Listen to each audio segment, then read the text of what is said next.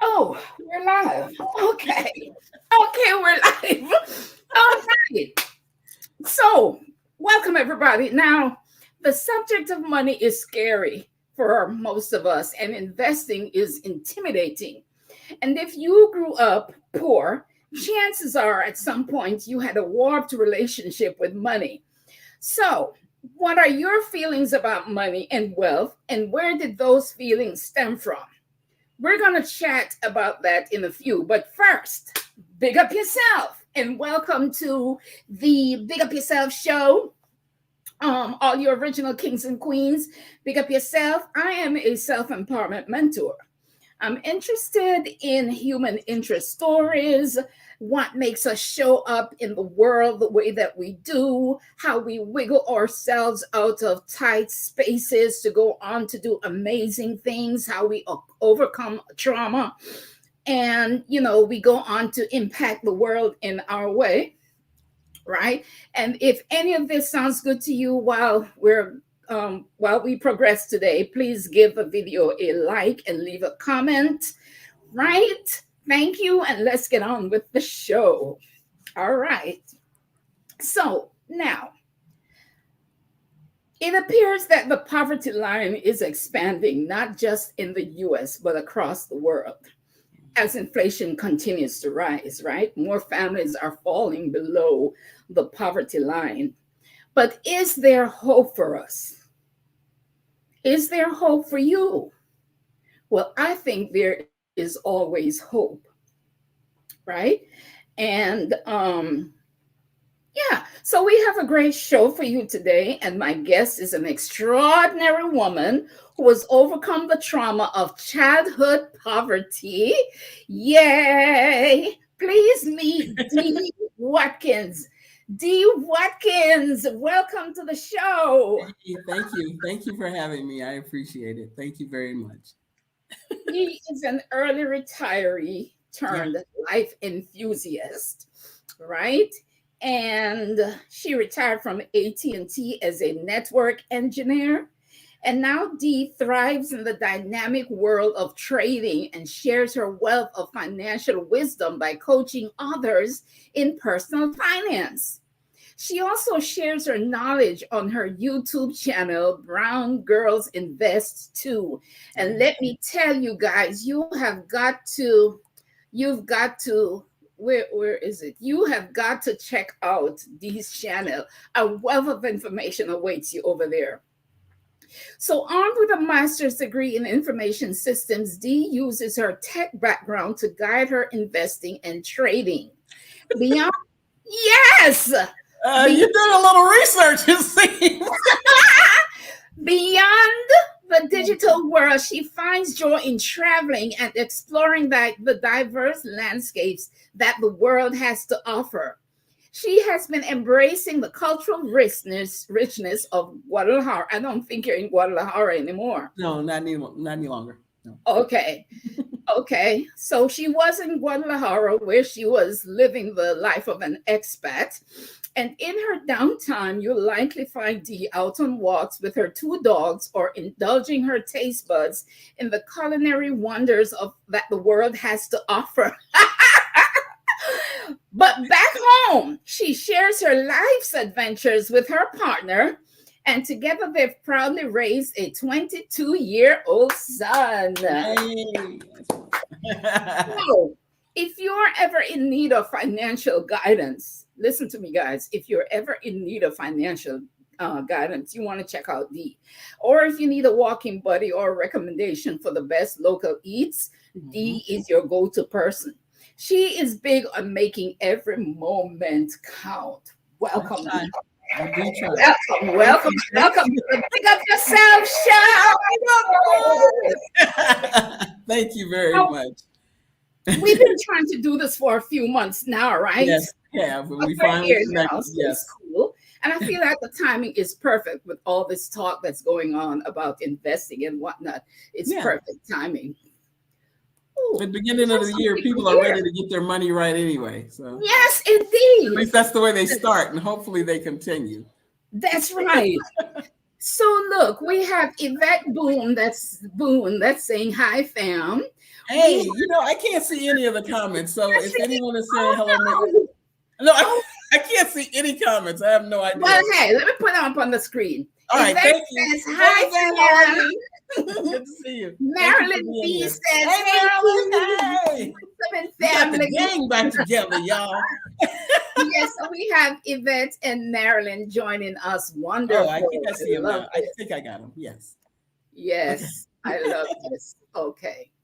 So we're going to be figuring out the technology. Okay. All right. So the timing is perfect. Now, D, to get started, let's talk about your name real quick. How did you come to be called D?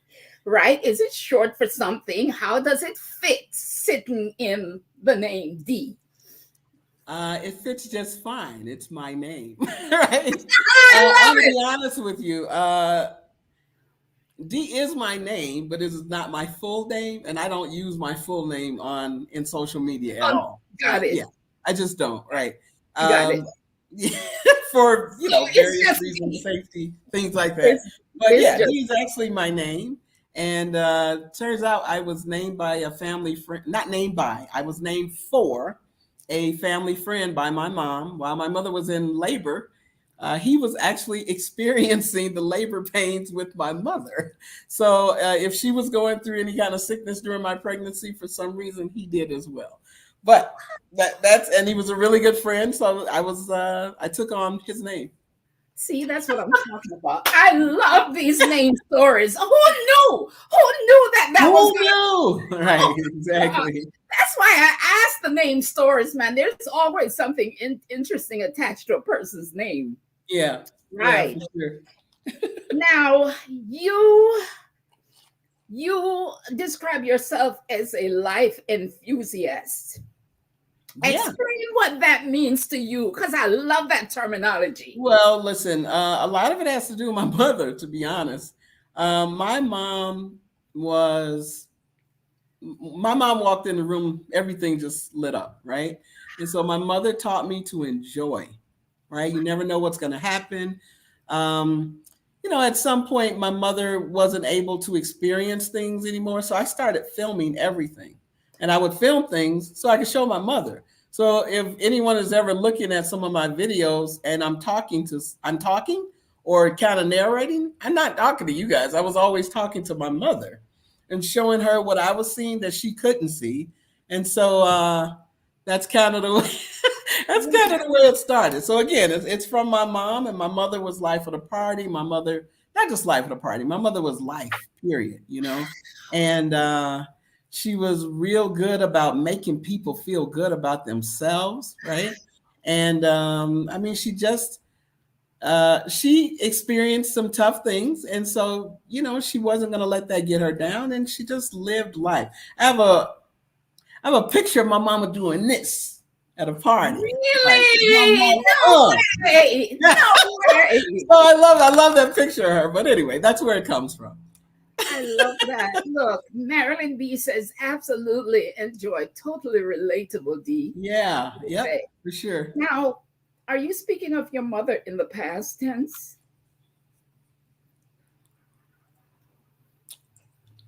Yes, I am. Yes, I am. We ain't gonna do that now. Hmm. That ain't part of it.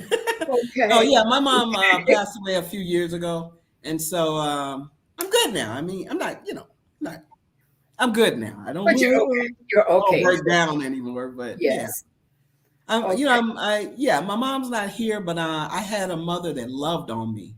She loved Mm, on us real, real mm, hard, right?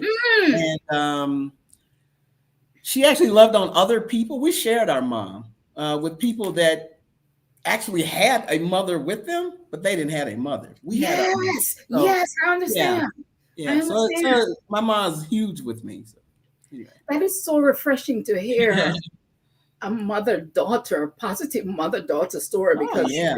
the line of work, girl, I'm telling you, I wonder what the heck is happening between mothers and daughters. You So know, it's funny many, you say that. yeah. A few months ago, I was sitting at big old table with a bunch of folks, and they were having a conversation about their relationship with their mother. And I just sat down and shut up. I have nothing to say. I had no stories like that at all. I actually felt bad for them, so I didn't want to tell my story because it was nothing like theirs. I didn't, I had a really, really great relationship with my mom. I did. That's wonderful. I'm I glad do you had that. still. I'm glad you had that in your life. Yeah. All right. So Dee, Yes. you moved to Mexico. Kind of. Why? Why? Because many Black women are moving to Mexico. And when I speak about this, people immediately think, Mexico, why would anyone want to move to Mexico? It's not safe. And so many Mexicans are moving to America. So Dee, what is life in Mexico like? And what brought you to Mexico as opposed to anywhere else in the world? Okay, so I'll say I'm part-time in Mexico. And the reason is because I haven't really left the US. I still maintain a household. Yeah, I still maintain a household in the US. Look at this woman. I got homes in Mexico, in America. Yeah, and no, I do. So part of what brought me here is how do I want to say this? I'm going to say kind of boredom. I kind of I isolated myself a little bit, and let me explain that. The way I isolated myself is I retired pretty early. Okay. Yeah. So when you retire early, your friends are at work. Yes. And I got nobody to play with, right? And so the people that I retired with, and when I say with, I'm not in the proper age group to have retired. I retired early, so most folks that are retiring don't look like me, right? They're older white men. I'm not an older white man, and I'm not going to go play with older white men. I mean, I'll have a good time. Hey, how y'all doing? But really, when I started to find out there were people, expats that had moved to other countries, and they were out enjoying life and brunching all day long, and I got the time. Why not? So I decided to come down here. The reason there were a few countries on my list. Portugal was one. Panama was one. Costa Rica and Mexico. Mexico is closer for me to get back and forth if I needed to. And when I got here, it was great, right? I mean, all the things they tell you about Mexico, they're lies, guys. They're not telling you the truth. I mean, folks are telling you, don't go there. It's unsafe and all this kind of stuff. Well, they're telling you that so you stay where you are, so that you remain part of the labor market. Sorry, that's why they're doing it. And by the way, I got a friend that says they're telling you guys to stay while they leave, because that's exactly what's happening. Yeah. It's not just Black women moving and leaving the country. There is a ton of Canadians and Americans and Europeans all down here. So don't let people tell you it's unsafe. I have people sometimes tell me, D, be careful. Yeah. Okay. What am I being careful from? Eating too many tacos? What am I being careful from? I actually feel safer here. I'm not kidding about this. I feel safer here than I feel in a large part of the U.S., right? You hear that, people? My head is not on swivel down here. It's just not. She feels safer in Mexico than she feels in the U.S. I want y'all to hear that and stop this foolishness about Mexico is unsafe. Yeah, while you're telling people, oh, be careful. Listen, I don't have to worry about going. I'm not going to go into all this negative stuff. I mean, but, I'm not worried about going to a theater or a church or a Walmart. I'm not worried about any of that, right? Wow. There's not a lot. There's two gun companies. I'm sorry, two gun shops. Legal gun shops in Mexico. Not in Mexico. Not in a city in Mexico. Am I lying? Hold on. Wow. Hopefully I'm not lying. Maybe it's the state of Jalisco. Maybe. But there are more gun shops on one block in the US than there are here. Right? The biggest things that we have to worry about is somebody taking your phone. And ain't nobody taking my phone. But so there's not, the people are good here. They're kind, they're family oriented. There's no issue. We can be in large crowds and I don't have to worry about bumping into somebody. I don't have to worry about somebody getting nutty and doing something that it just doesn't happen. It doesn't happen. Mhm. So don't let people lie to you about that. Don't let propaganda scare you away from places. Go and visit, talk to the people, find out for yourself. Find out for yourself. So, guys, Mexico is an option if you want to move abroad or spend some considerable amount of time out of the US or anywhere else in the world you come from. Mexico is an option. Yeah. And let me just say this. I'm in Mexico now. I've traveled often, right? I've traveled quite a bit. Yeah. There's a bunch of countries that I feel safer in, again, than I feel in the US. And I'm talking about being out 3, 4, 5 o'clock in the morning, walking down the street, men walking behind me. I'm not afraid. And nothing has happened. Nothing, right? Somebody maybe they'll pickpocket you. Okay, take $5 out of my pocket. It hasn't happened to me, but those are some of the crimes that you talk about. Pickpocketing and taking a phone versus taking your life. Your life. It's safer in other countries. It just is. Because where can you walk around like by yourself? You can't even be safe on campus in America. Yeah. The rape rate on campus in America is out of control. It's unreal. So okay, so you go between Mexico and the US and you're living your life. Mm-hmm. So, but now you are considered financially free. Is that the correct term? Yes.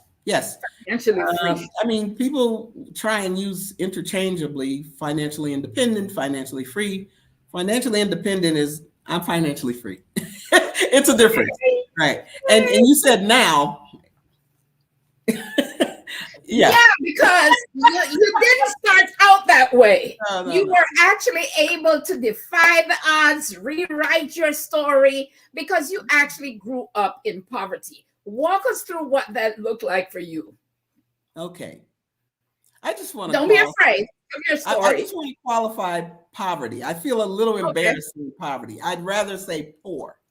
Right? What's the difference? Because when I think of poverty, I think, pardon me? What's the difference? I think it's a huge difference. I've had running water. I've had shelter. So it wasn't real poverty to me. I grew up poor. It didn't affect me well, but I didn't go without clean water. So it's never been that bad at all, right?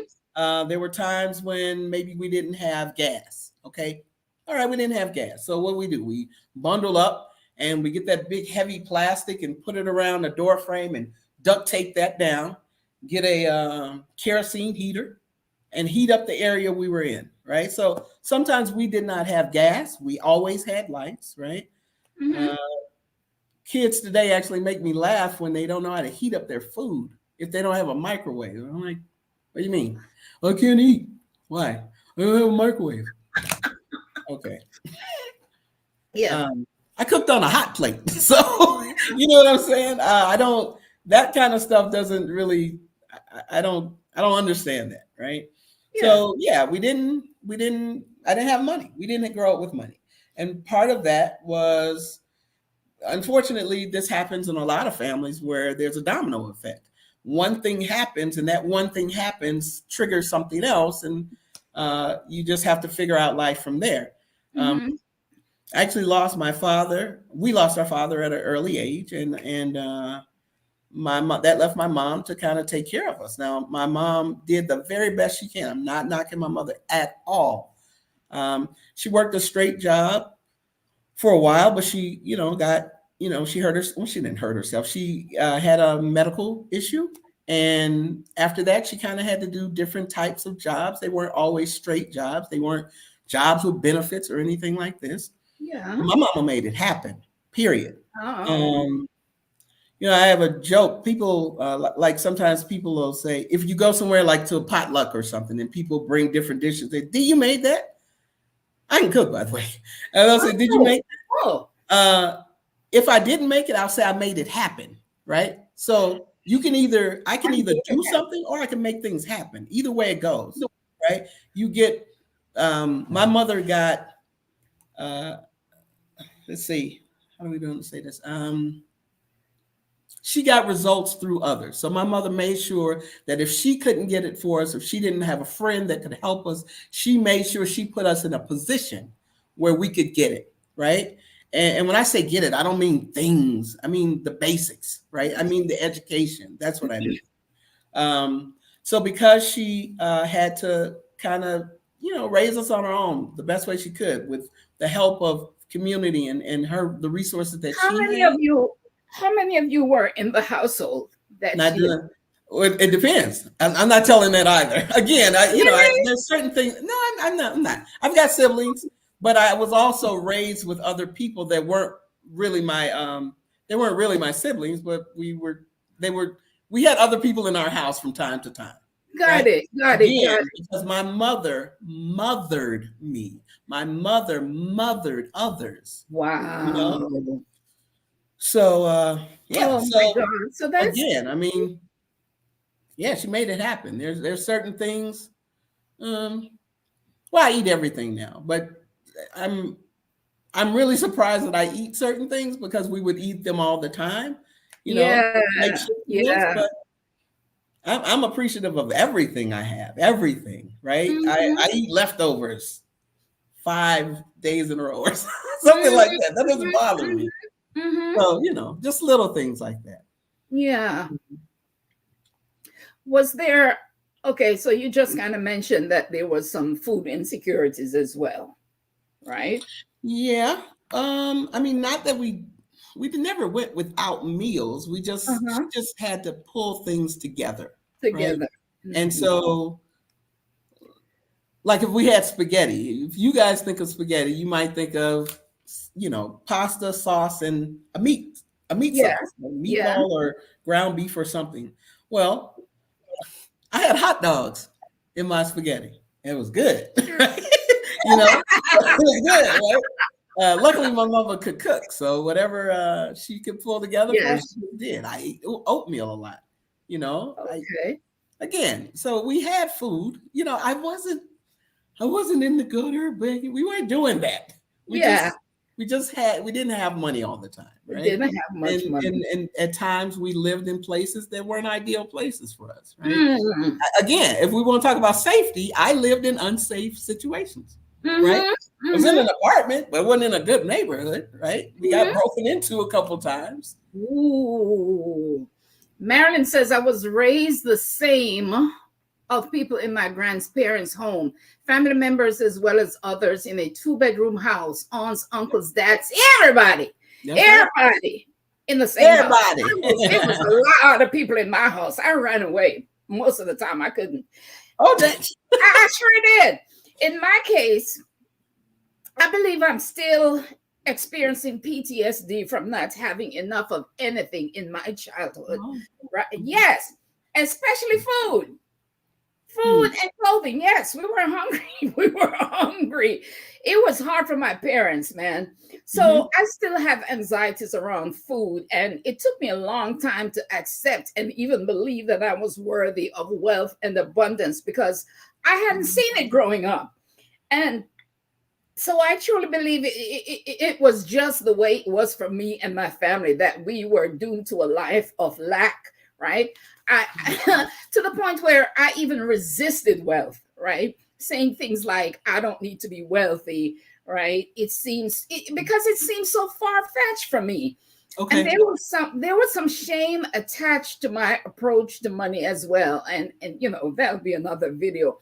But then when I was finally able to access some money, I realized, oh, this is good, right? Money could buy me independence. It could buy me a home. And listen, I don't ever want to be in the position again to be dependent on someone else for my basic needs, Yeah, I right? understand that. I do understand that. Yeah, So I talk about my actual house, the makeup of my home, but my family, I've got a huge family. yeah. Um, didn't it, again, they didn't have money, but these were people that know how to grow food, how to hunt, how to fish. You know what I'm saying? We Mm-hmm, got food. That's the last thing we were worried about, right? mm-hmm, then I had another side was probably more educated than, Yeah. God, I hope they don't hear this. Anyway, I had the different aspects of, education and learning how to do things. I had all of those things. Yeah. What's for dinner? Let me go see what I'm gonna catch. That's what's for dinner. Yeah. Yeah, Yeah. exactly. So I had all those aspects, right? Um, but Marilyn mentioned she grew up with all those uncles and aunts. I had one side of my family there's 15. There were 15 brothers and sisters together, right? Together. Both sides of the family, of that side of the family. So those people made lots and lots of other people. Yes. So I have huge family, right? And so that family comes together to give whatever they have, right? I didn't my my problems with dealing with growing up the way I did, they show up sometimes, every now and then. There's Yeah, some yeah, things I just don't want to do. And I'm not yeah. knocking this. I'm telling you my story. Okay. Right. There's some things I don't want to experience. Like I have trouble with mismatched things in the kitchen, right? And the Mismatched things. reason is because we had Cool Whip bowls. I don't want no more Cool Whip bowls. I don't, right? Because it would make me feel like I don't have anymore. Right. I don't like mismatched silverware. Same reason. Okay. Yes. So it shows up Yes. in small ways like this, or being cold doesn't, being cold is not good for me because again, it Yes. reminds me of a Because it heater takes in the you middle back. of the room. I don't want to do that. Takes I'm you never going back. to do that again. Um, don't you dare. Stop it. Sorry. Yeah, so I remember being ashamed, right? Ashamed for my parents that they couldn't take care of us well. And at that point, I determined I didn't want children. Right. And because there were so many of us, it was harder for the money to stretch. And then I saw how my father couldn't take care of us, and I said I didn't ever want to marry a man that couldn't take care of me. So Hmm. the whole trauma of poverty still plays out in my life today, right? Mm-hmm. We got this one about, okay, we got that one. Okay, so commercial break, guys, commercial break. Please take a moment to like this video. I love it. I love it. Like and subscribe. Share with your friends. Say it, While you're girl, say doing that, it. I'd like to switch over and see something if I could. No, go ahead. I'm sorry. Yeah, please. Hey, Al. Hi, Al. Oh my God, I can't believe Al made it into the house. Where is it? Okay, hey guys. Hey, Al. Yeah, so Thank like, you, share, Marilyn. Thank subscribe, you. please. We need the likes and the subscribes and We need the the engagement. Leave us some we comments. need Let to, us know how this affected you, what you thought about it. If there's anything you'd like to see her do in the future, if there's anything you'd like to see me do in the future, do all those things. Right? It helps a lot. It really does. it really does, guys. Our survival depends on your engagement. So yes, Yeah, for please. sure. Okay. So I think we kind of touched on this, but what, if any, are some of the psychological processes you went through regarding money? Like, how did your relationship with money evolve? And do you think that the experience of growing up poor played a part in how you now being financially free? Yeah. Yeah. Yeah. I told you, I don't want to ever feel that way again. I don't want to feel like I'm unsafe. I don't want to feel cold. I don't want to feel um, like I can't do things or get the things that I need in my life. Not that I want. I'm not a shopper. I don't just, I'm not one of these people that just spend. I don't do any of this. Thank you, Marilyn. Um, I am very big on making sure that I have something just in case. I don't know. I had to actually, and actually, my partner actually helped me with this. she told me, listen, you're not going to lose all your money. And I know that I know how to make money. Money just kind of comes to me. It just does. Wow. I'm not What? lying. Okay. Right. It's something that Okay. just I comes to have to me. work hard for money. Money doesn't come to me easy. And that You might know, have to I do walk with my down the street mindset. and Go ahead. when I walk down the street, I'm looking Never down. When I'm looking down, I'm not, What? oh, she's got low self-esteem. No, I'm not. I don't. I'm looking for money. Right? I'm not kidding. I swear to God, I look down and I swear I find money all the time. Anyway, I had to kind of talk to myself and show myself that I'm not going to be without. Because if there, and by the way, if I lose everything I have today, I promise you I Yes. know how to make it. I'm okay. I'm gonna be fine. Man, I love this. But, I love but that had to be a conversation with myself, right? So for a while, I was living in survival mode. At a time when you look at the paper, you go, D, you're fine. Well, I didn't know I was fine, right? Wait a minute. So wait a minute. So L says being broke affects choices. And then she says D picks up dollars and coins. Me too. Yep. I do that in my dream. I dream about doing that, but it's people say, "Oh, that's only a penny." Whatever. Whatever. I don't care. What penny? I bet I make that penny into something else. Don't you worry about it. Yeah. Wow. Oh Yeah. my God. So yeah, so growing up poor played a part in how in you being now financially free. So our money mindset most likely began in our childhood, right? If you grew up financially insecure, it's going to be the basis on which you approach your relationship with money. And if you have some anxieties around discussing money or saving or budgeting, get some counseling around that, right? And money counseling could look simply like talking to a person like D, right?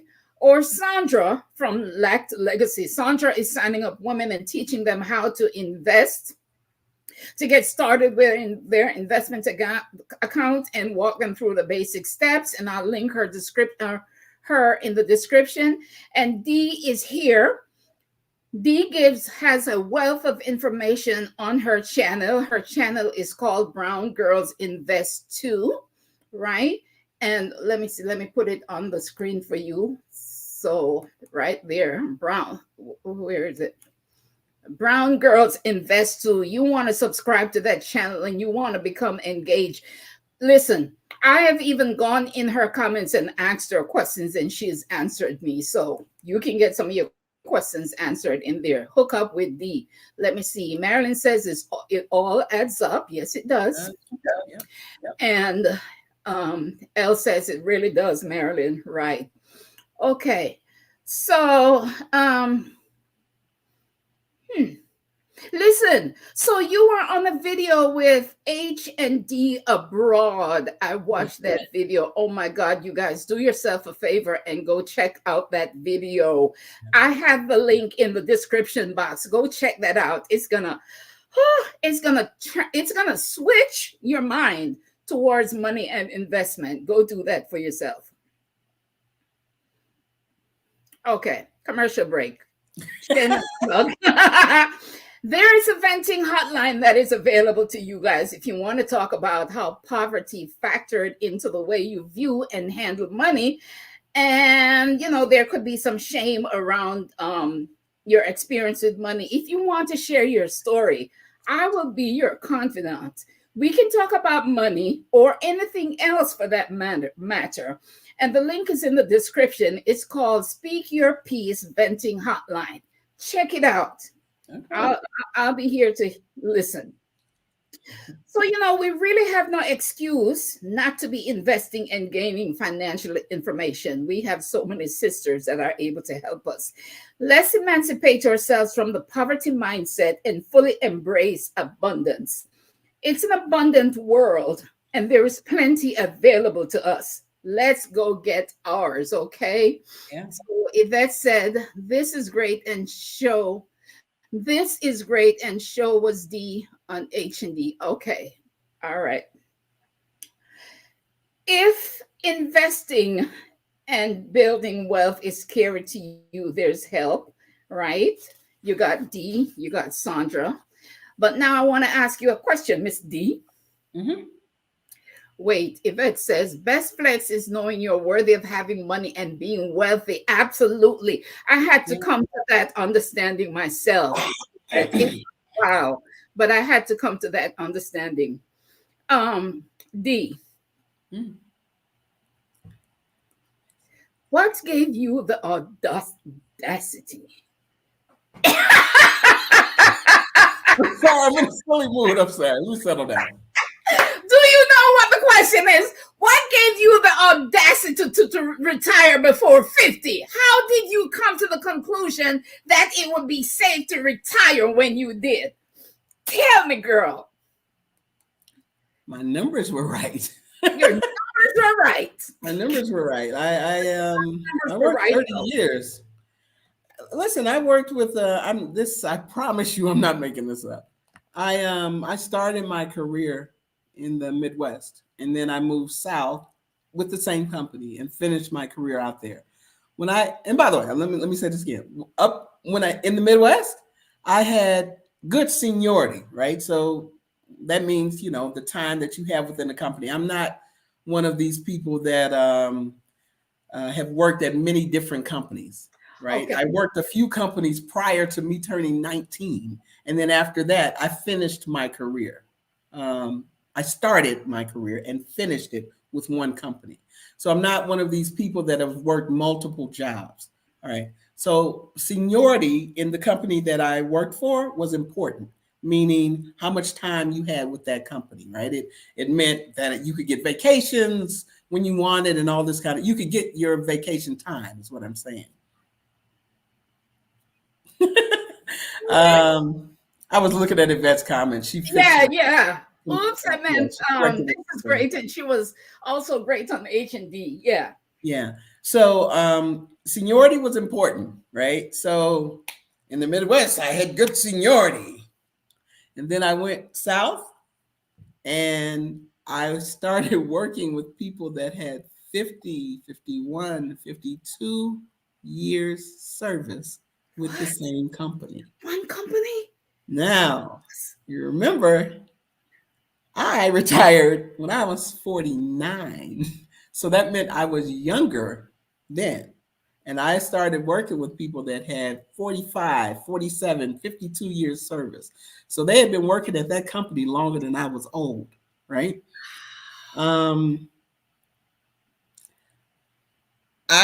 Some of that working was because it was just something for them to do. Some of it was because they had to, right? I never wanted to be in a position where someone tapped me on my shoulder and said, "We're not going to need you to come in next week," right? And if you did tap me on my shoulder, that's fine. I'm gonna pack up my things and I'm up, but I'm gonna be fine when I walk up out of here, right? My company did not. My company did well by me. I will say that, and it afforded me a lot of other opportunities. But I took those opportunities. I'm the one that took those opportunities and decided to do something different with my money. See, that's So what I'm talking about. Hold on. That's what I'm talking about right there. That is a big up yourself moment, right? Big up yourself. That is something that you can take credit for because you made that decisions and you took those actions. You did that. Big up yourself, D. Let me big up myself. To you. Big up yourself, girl. That's what I'm talking about. A lot of people say, "Oh, God did this and God did that." You did it. You did this. You took advantage of the opportunities. And God is going to put opportunities. God is saying, "Big up yourself, D." Thank you. Yeah, God is going to put you in positions to do well for yourself, but you've got to make the steps to do it. I mean, they'll put it in front of you, but you got to make the decision. You've got to put the action toward whatever those things are. Absolutely. And so, I didn't get to the end of my career and look at my money and say, "Okay, I can go." No, I was always planning, while I was 25, 26 years old. Actually, Yvette said something the other day. Yvette wanted to make real estate part of her retirement package. Same for me. Mhm. Same for me. So it So wasn't just where were you gaining all this financial insight to be able to put together this trajectory of financial wealth for yourself? I did not have the people around me to do it. I mean, again, my mother didn't work a straight job. My mother knew how to take a dollar and make several dollars out of it. When I say that, I mean Hi, not Mama. investing, not investing, but just figuring out how to do things cheaper. That doesn't make sense to do this, or I can get this over here for free. Things like that. She's very resourceful. Mhm. So was I, right? Um, I took the things that I had available to me. Mhm. I just saw Marilyn's comment. Yeah, I took the things that were available to me and made them work for me a little harder. I don't know if you guys know, rich people don't work for their money. That's not how it goes. You don't see them, oh, No. let me go. I got to go work my 9 to 5. They're not doing that. They're going to buy a company. I'm sorry, or build a company, right? Start a company and then get the people in place to run that company. And then they're going to sit back and you send them the check. That's one way. Or Mhm. they're going to take their money and put it into an investment, and that investment is going to go out and make money for them. Or they're going to put their money in a bank, in a high yield savings account, and then they're going to get interest off of that. They're going to get capital gains. They're going to get capital appreciation. Their money makes money for them. Okay. It's So when did your investment journey begin? again, I backed myself into. This is literally what happened. I worked. I started the company that I would retire from very young. But yeah, I read Rich Dad Poor Dad, and it actually made me mad. That's one of the things that actually It helped me. didn't do anything for me. It Rich Dad Poor Dad made me angry. Mhm. That's what it did for me. But it Mhm. also taught me that I needed to be doing something different. It made me Mhm. angry. The story he was telling about the part about him, I felt like he was down in his actual father. None of it turned out to be true, but it was enough to make me decide I need to learn more. So books Yeah. like that, Rich Cash Flow Quadrant, exactly. You know what, L, you gonna do this. I promise you, you gonna do this. You gonna do this, L. I don't even All know right, what that L means. on it, right? Right. Look how Cash far flow behind quadrant. I am. I don't even Okay. know what that means. I know what it means. Are you a worker or a business owner? L, come on, give it to me. What are you, owner? It's a worker. Come on, Al. Come on, I Al. forgot what it is. I read that a long time ago. Come Anyway, on, Al. it wasn't the people. I didn't have the actual people in my life, right? So I will start this. This is how I started to make money. Oh, I'm I, sorry I about worked I you. worked retail jobs prior to Yeah. becoming 19. When I became 19, I started work at AT&T. Okay. My first job was a 411 operator, right? The union steward came over to me, put a card down on the table. She said, sign it. What is it? Sign it. What is Just it? like that. Sign it. I sign it. She grabs the card. She said, you're in the 401k. Just like that. Yeah, just like that. And you I was said, what the making hell is 401k? $222 a week. And that money, remember, I'm helping my mother. I only make $222 a week. My other siblings are away doing the things that they need to do, right? So thank you. Employee, self-employed, business owner, investor. One, two. I've been an employee, business owner, and investor. Well, I guess I am self-employed if I got my own business. I've done them all. The employee is not the one that's going to make you the money, though. It's not the one. The other ones will. All right. Thank you, Elle. I appreciate that. So after I'm in the 401k now, and now it's taking money out of my pocket, out of my account before I get to it. That's a key, by the way. Uh-huh. So Uh-huh. that money is being saved for me, invested for me, right? My company is, I've got a company match, an 80% match. So it starts growing. And when I see it start growing, well, how'd that happen? So then I started doing the research, and I'm doing this. That's not right. Maybe I was doing a little of that because the internet wasn't that big back then. I'm reading. I'm reading Robert Kiyosaki. I'm looking at Susie Orman. I'm watching David Bach. I'm looking at J.L. Collins, right? I'm looking at I'm reading The Intelligent Investor, all those And different are you things. doing this? Are you doing this consciously because you want to become wealthy, or you're just curious?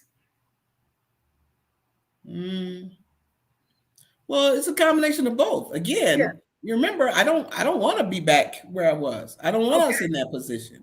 And when Yeah. I figured out my money could make money, okay, how? Show me. And then when you figure out how it does it this way, and then you figure out it does it that way, and this way and that way, right? You go for all those ways. At least that's what I wanted to teach myself. Millionaires make their money generally in 7 different ways. They have 7 different forms of income, right? And so I don't remember exactly, but at one point I had 6 of those forms of it. It was either 5 or 6. I had 5 for sure, but I believe I might have had 6 if I really think about it. So when you start to figure out that, and by the way, I was only a 411 operator for 6 months. Then I went on, I gradually I had elevated responsibilities in the company, started making more money. Well, when I started making more money, I'm going to invest more money. When I figured out what it could do for me, right? With me sitting at home, I'm sitting here making money. I love it. Love it. Let's have more of that, right?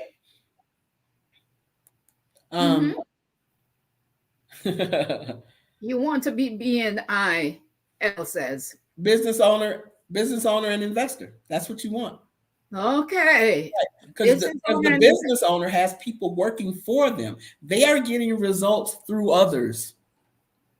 As an investor, you're getting results sitting here talking, sitting here listening. That's how you're getting results right now, right? Your money, again, we don't have, you can't work all day. You mess around and forget the names of your kids if you work all day, okay? You don't want, first of all, they're not going to allow you to work all day, right? Your body won't allow you. You're away from your family. So why would you try and do it that way? That's not the way you do it. I'm not knocking people that work 9-to-5 jobs or anything. What I am saying is you need to have your money work for you. That is what a high yield savings account is for. It is so that while you're sitting here, somebody's giving you 5% interest. That is why you invest your money into ETFs, index funds, individual companies, so that those companies they have capital appreciation, right? And they're possibly sending you dividends, right? While you're sitting here talking, right? That your money needs to be making money for you. You don't have the time to do it. You can't be everywhere, but your money can. Not everywhere, but your money can be involved in a bunch of different places and bringing you different sources of income. If you have intellectual property, that can be making money for you. You can create something one time, and that one time is going to keep making money for you while you're doing nothing, right? You own a company, if you own a dividend paying company, as long as you own that company and they're still paying out a dividend, I gotta look at that in a minute. I get distracted, y'all. Stop. Yeah. I'm kidding. Okay. No, we need that engagement. That's great. Just hang in there for 1 second.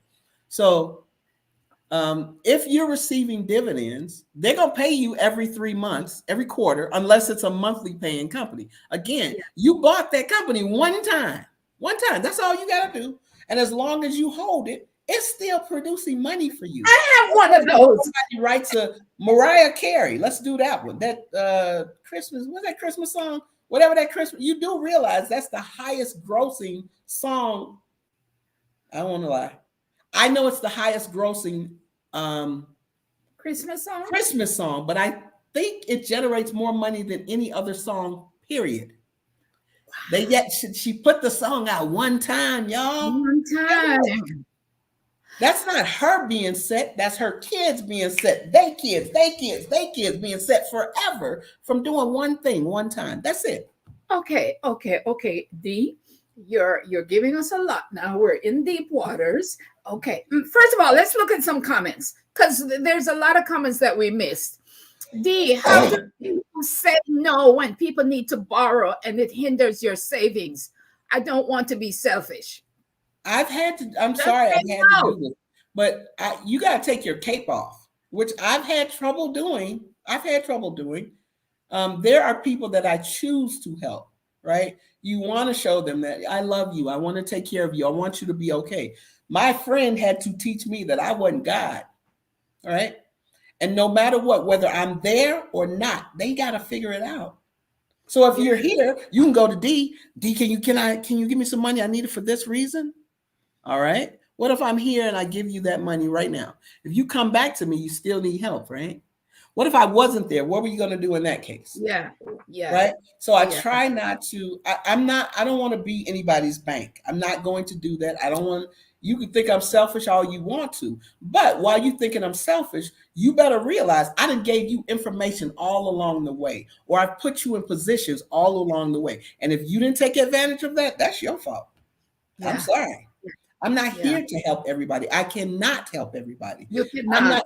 If Jeff Bezos ain't gonna do it, if Warren Buffett and I know that they're philanthropists, but what I'm saying is they're not walking down the street handing out money. They're not doing that every day. They're not doing that. So why would you come to me to do that? Mm-hmm. If you around me, you gonna make money if you listen, right? Mm-hmm. But if they're not, that's their fault. You cannot take on ownership of what people aren't doing for themselves.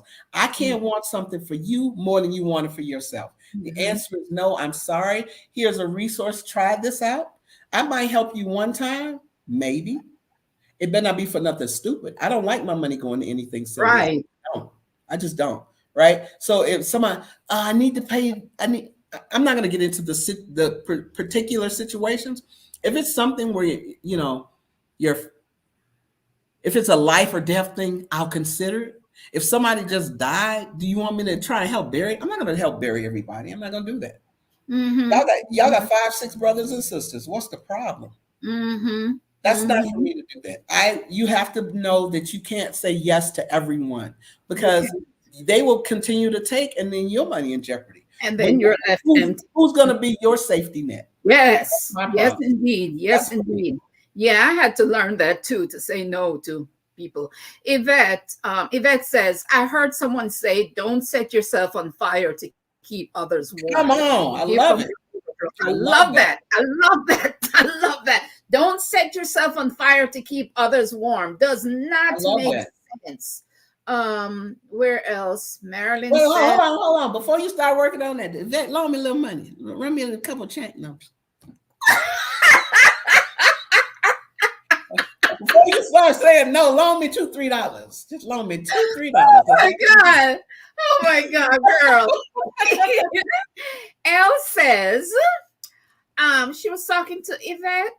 I know you didn't ask me, but what Yvette Boone just wrote is on point. Right. That's true. Let's see. Teach and preach. Teach and preach on. Do you share all this information? Yes, I'm shouting. Can you hear all of this? You guys, this is good stuff. And Dee says, I love Marilyn. We do too. Yes, we do. And I don't recognize this name. All I want for Christmas is you. That's the song? Is that the song? That one, yes. Look up that song and look up what the records that thing sets and the money that it generates. Let's see. Marilyn says, Mariah puts the Christmas song out before Thanksgiving. Is that what she does? Talk about strategy. All right. Most of these authors don't disclose what they are doing. Ain't that the truth? A lot of fluff and don't tell you the truth. Elle says, I know that now. I want to work on that. Marilyn says, this has been number 1, 2023. Now marks the 5th year in a row. Has reached the number 1 spot on the Hot 100 song that began in 1994. That's crazy. That's crazy, man. Telling you about how your gift was made. Somebody do me a favor and look on their phone and see if this is on my channel. Just please. Yes, look and see if we're on Dee's channel, please. Please. Check and tell us, somebody. I'm trying to work out my technological kinks. So, but anyway. Okay. So I want to go back a little bit because I want to ask some questions as if I were a beginner, right? Because I know a lot of people. You know what's interesting? I am in my late 50s, but according to my analytics, most of my viewers are under 44. That's interesting.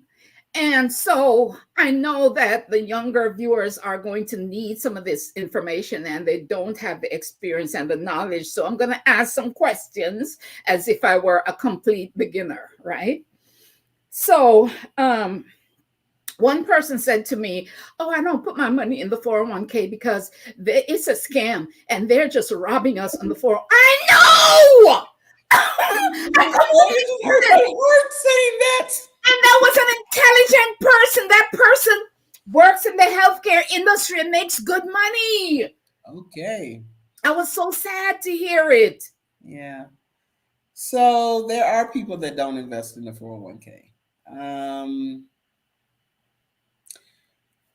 I keep neglecting to say something when I have spoken about this before. So let me say this now. You should invest in your 401k, your 403b. Wait. She says I can't see. Unbelievable. No. Thank you, What can we Lisa. do to fix that? How can we fix it? Did you press go? Did you press live? I thought I did it right. One second. Give me a minute. Commercial break. Yeah, commercial break. Lisa, thank you for telling me that. I appreciate it. Oh my goodness.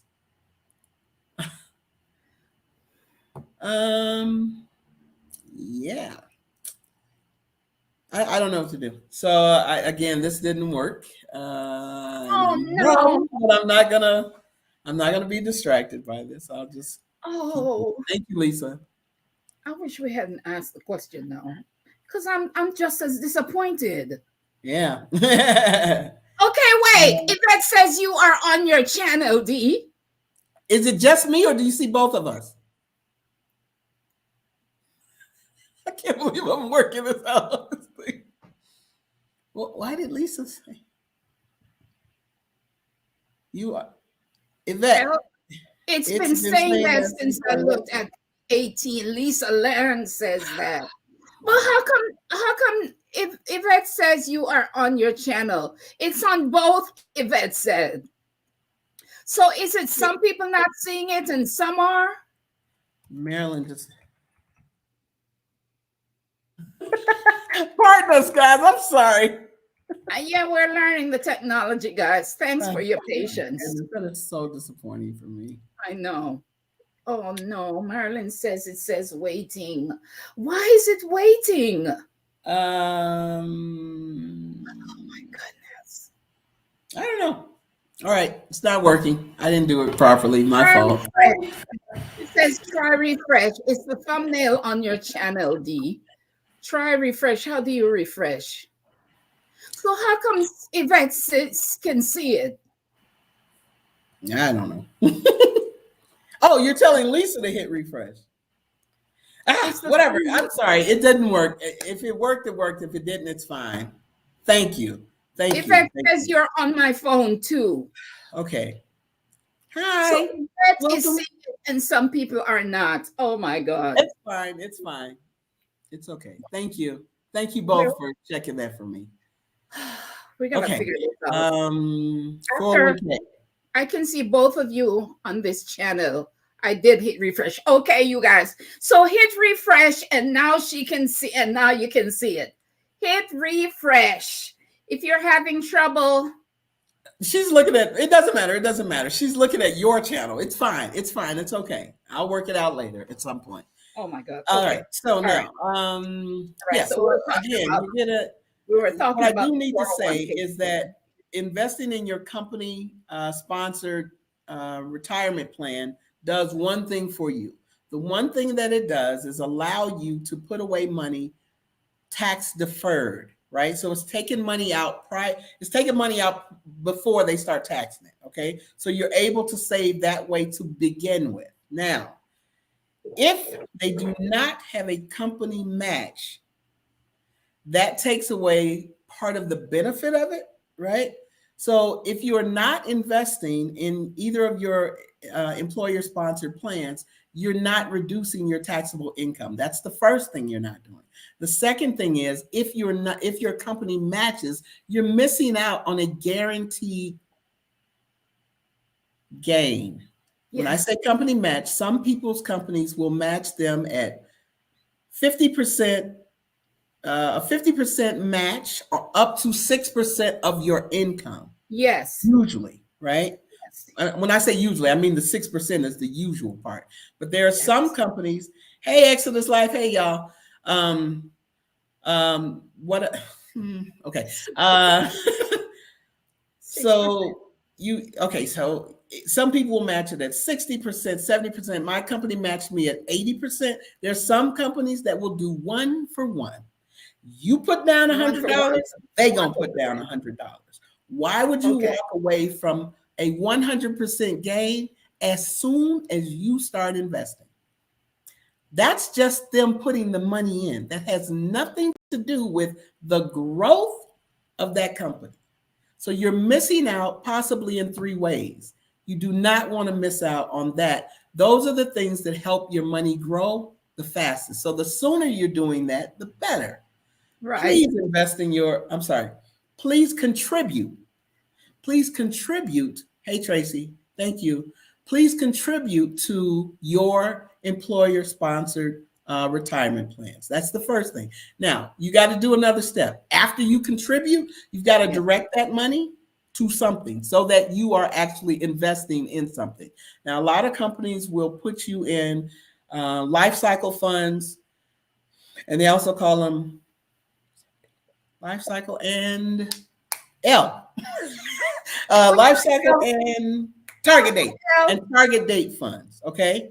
So what that is tied to is the time that they think the time when they think you're going to retire. So if I just started in this company today, 2024, then they're going to put me in a life cycle fund that is 2060 or 24.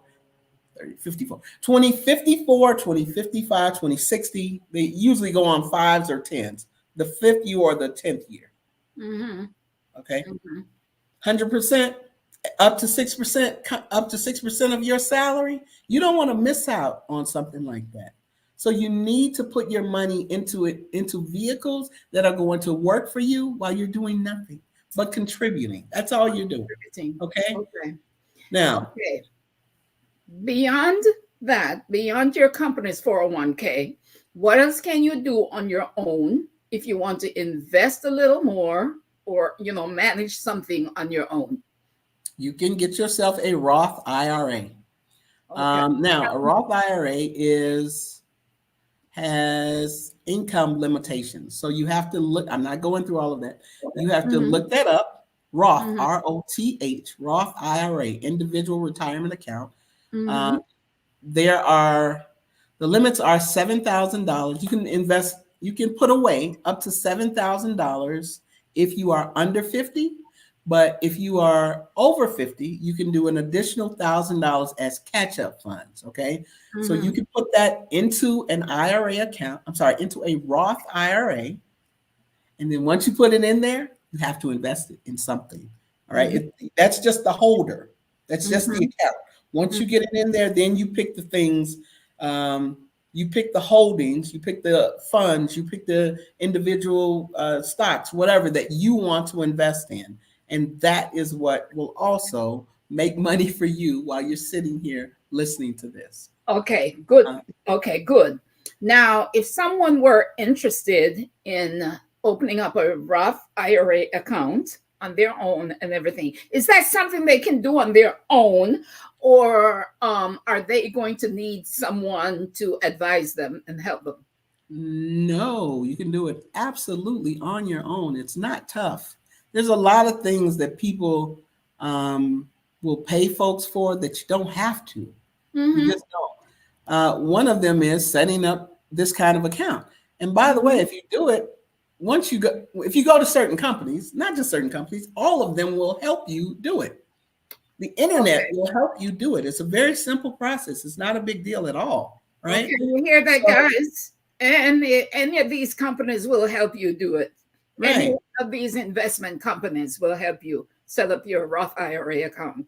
Yes. And again, if you made it to this channel, if you made it to this live, you push 2, 3 buttons. You know how to go look up the things you know how to look up. You want to look up, right? It's simple. They're very simple questions. Another thing, and I'm not telling anyone to do this, but I'm going to give you an example. I see people, especially coming up on this time frame. This is tax season. Mm-hmm. You see people that want their taxes done, and they go take it to H&R Block and Jackson Hewitt and all these people to pay. My friend does my taxes. She only charges me $400. That ain't your friend. Sorry, that ain't your friend. Let's be clear. That ain't your friend. And listen, this is for people that do not have a lot of assets. So if you don't have a bunch of property or businesses, if you have just a regular, I'm a W-2 worker. Here is my, oh God, what do you call this thing at the end of the year? Your money, your I forgot what you call it. Anyway, where they send you your how much you made. This is how much you paid in taxes. All that stuff. You're answering the questions. So if you go sit down with Jackson Hewitt or H&R Block, they say, "What is your name?" And you tell them your name, and they type your name in, and then how old are you? All right, and where'd you work? And then you give them all of your forms, and they fill all that stuff in. W-2, L. W-2, okay. L. After this, I want to talk to you. Seriously. I'm not kidding. I want to talk to you. Your W-2. Yes, thank you. W-2 workers. You take and enter all of that information in. If you're sitting there, they ask you these questions, you're giving them the answers, right? And then they got your stack of W-2s. When you leave, they input all of the information that's on the paper. You know how to enter information. And then and by the way, the program walks them through the answers, walks them through the questions. You answer the questions. And if you're doing anything wrong, if there's an error, the doggone thing will tell you, go to line 7, and it'll say, did you answer this correctly? Right? And if you didn't, it gives you a resource to go to in the program that tells you how to fix that error. You don't need somebody to help you do your taxes. That's just me. All right. Now, and that's if you have a simple W-2. Right. What I if said you if you have a bunch expensive of assets or properties, or you're involved in foreign entities or something like this, then you probably need a tax preparer, right? But most people, if you don't have all that stuff, you don't need to have someone prepare your taxes for you. In the same way, you don't need to. So.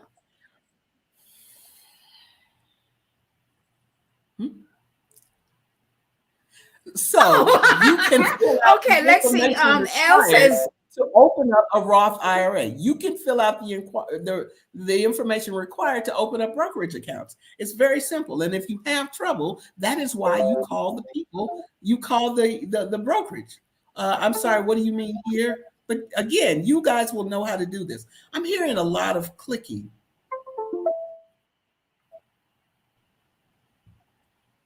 Is that you?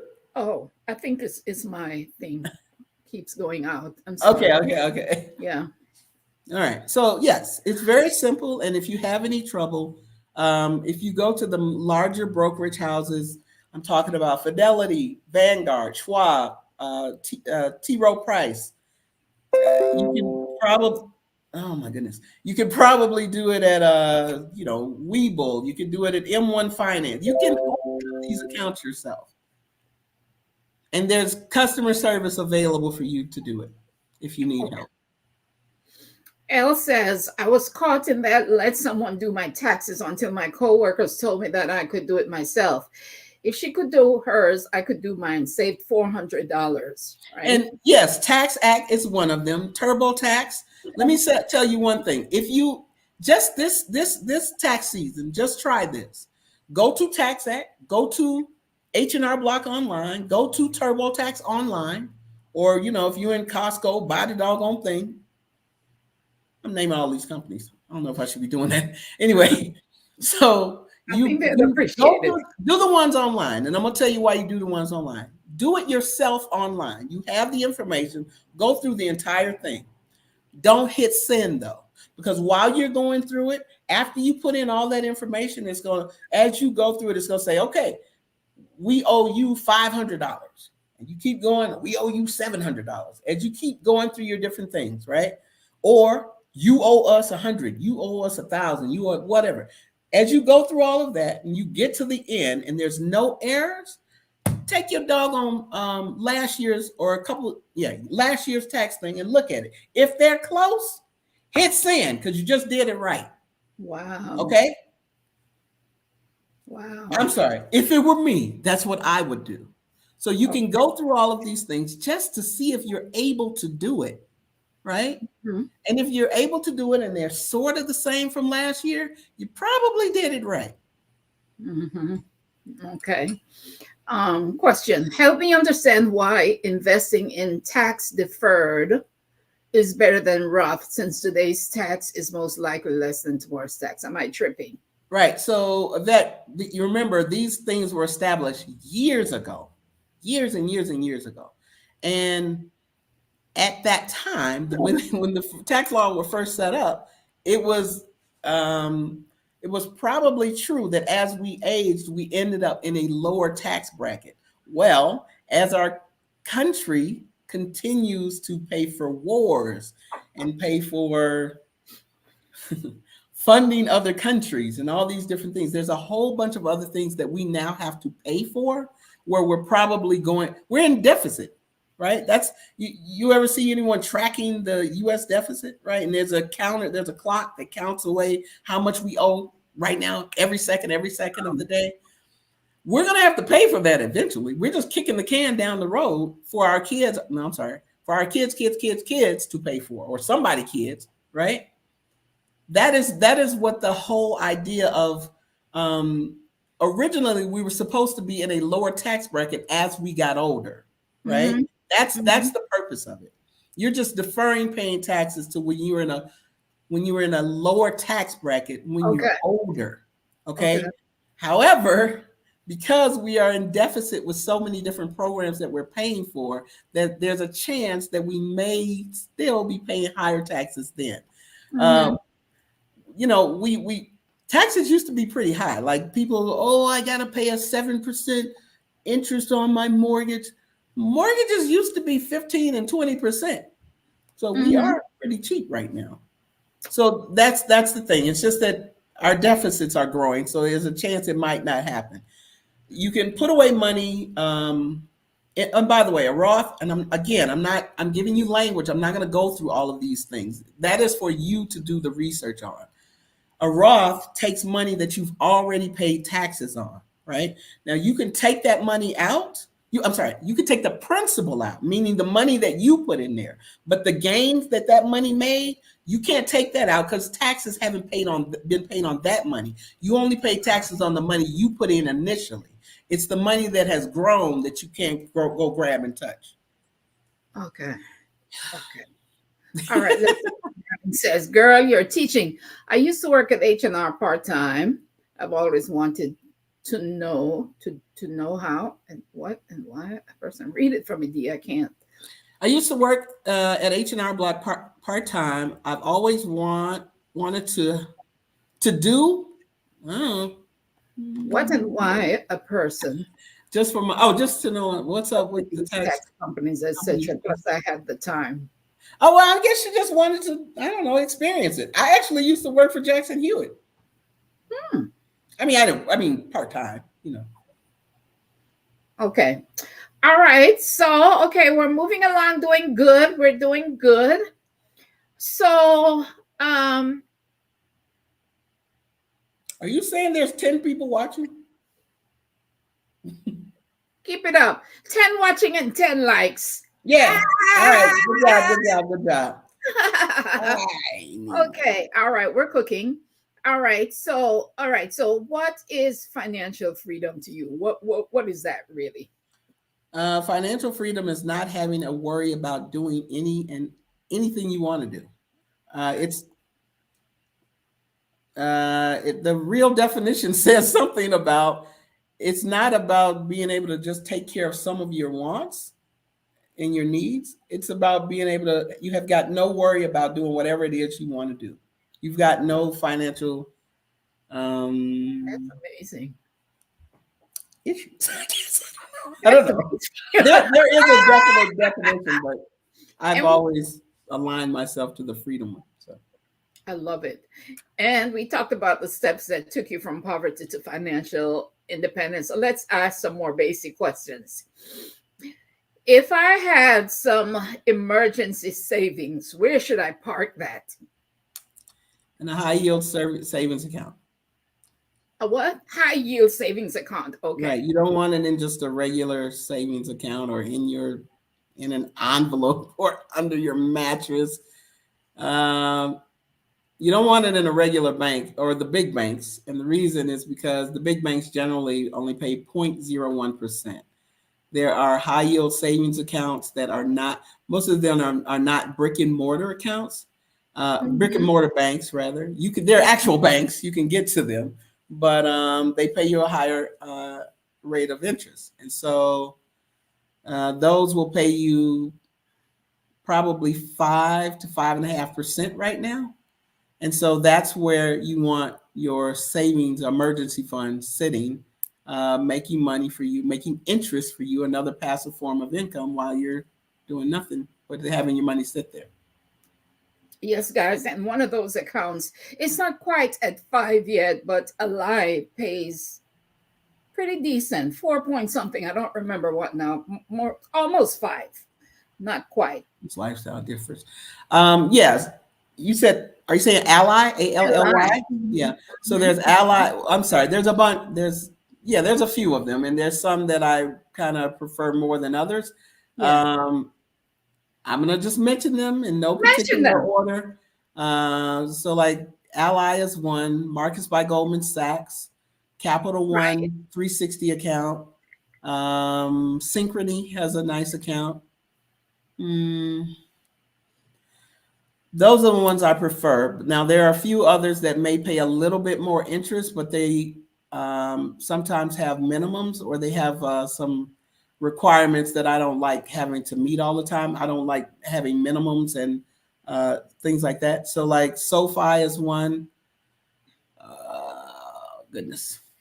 I use Ally because I got 2 videos about it. Go look at them. Yeah. There's plenty of them, guys, but I use Ally because Ally is easy to manage. It's all online. And like she said, there's no minimum requirement. And the interest rate keeps going up with Ally and everything. So it's very convenient for me to park my emergency savings there. So you might want to give Ally a check out. Mm-hmm. Okay. So I understand that you're not a financial advisor, right? And you're not telling people what to do right here. But what if I have emergency savings, right? I have emergency savings. That's okay. And then I have an extra $1,000 I want to invest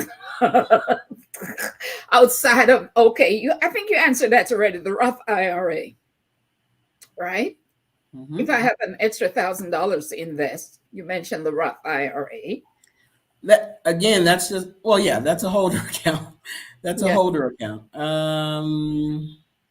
Marcus. I'm distracted. Okay. I'm sorry, what'd you say? Can you still see me? If it does Marcus. Marcus by Goldman Sachs. What about them? She says she uses Marcus for her. Okay. So do I. That's one of my accounts. And Elle says I just opened the Marcus account. Got a bonus through a referral. All right, cool. All right. Let's say I come into a whole bunch of money. Let's say I have. Let's say I've had $100,000 sitting under my mattress, and and now I'm learning. Shoot, I should be investing that.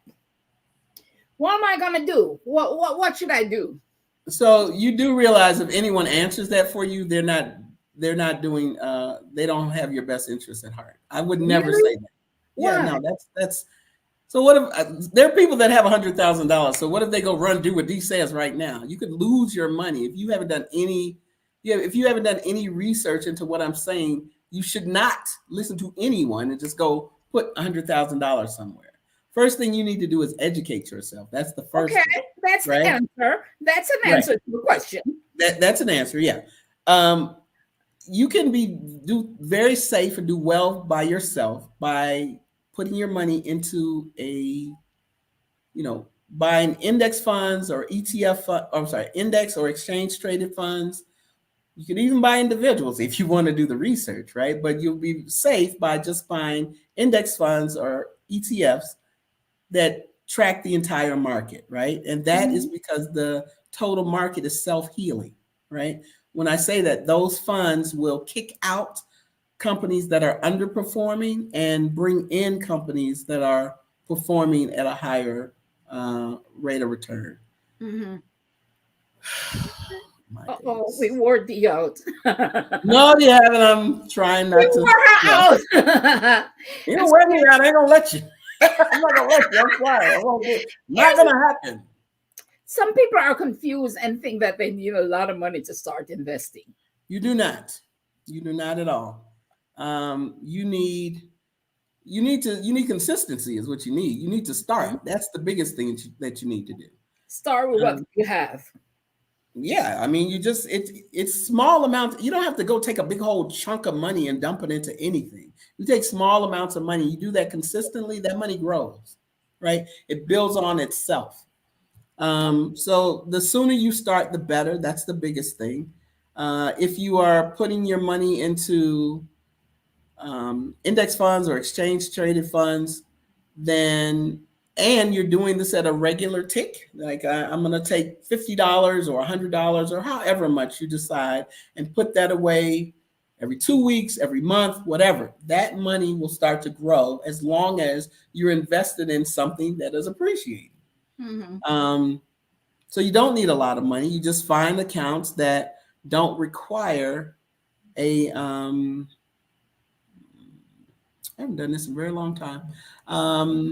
That don't have a minimum amount required to be in that account, Got it. right? Got it. You Got buy it. something that will allow you to buy fractional shares, and that's exactly what it sounds like. Instead of one share, you're buying small pieces of that share until you have an entire share, and you just keep doing that. You do that on a regular tick, and it is you don't have to go in there and hit the button every time.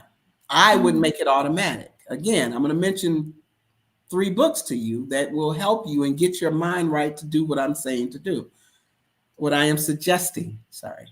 One of them is The Automatic Millionaire. That is by David Bach, B-A-C-H. He also has another book called Start Late, Finish Rich. Okay. And all it does is teach you. If you guys remember a few years ago, there was a term called the latte factor. It was latte meaning, I'm sorry, it was about Starbucks. People going to buy, I don't know how much coffee costs. I don't drink, how much is coffee? $5? How much? Let's just say $10 coffee, right? It was about going by spending that much money, and instead of buying coffee or taking that amount of money to do something like that, you take that amount of money and put it in a investment vehicle and let it continue to do that for you.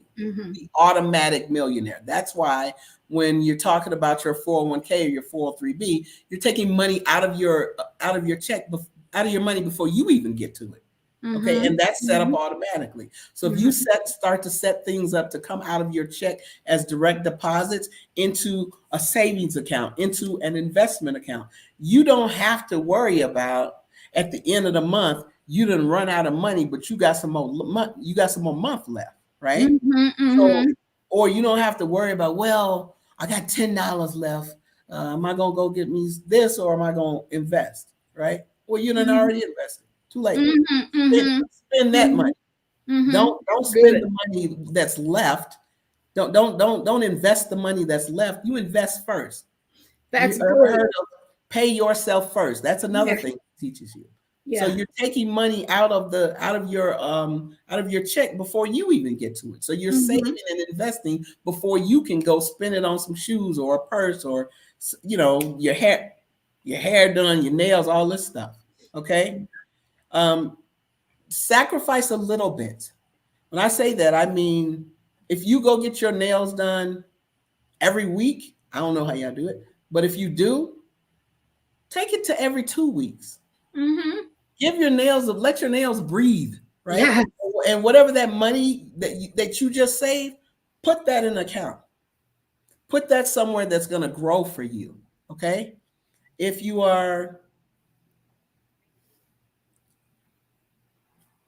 that's automatic. Okay. So again, if you're putting away money every so often, if you're sacrificing a pizza every week, if you're sacrificing, getting a new purse or whatever, that new purse is cute, but it ain't gonna take care of you later.